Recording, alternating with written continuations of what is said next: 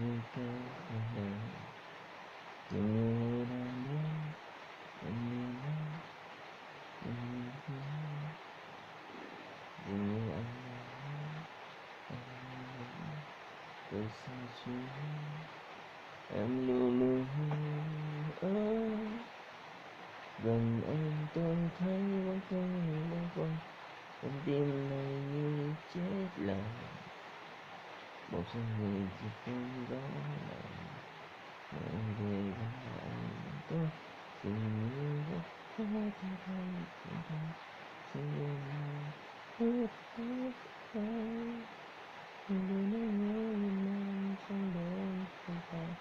hay để không khác nhưng tôi ta cần với nhau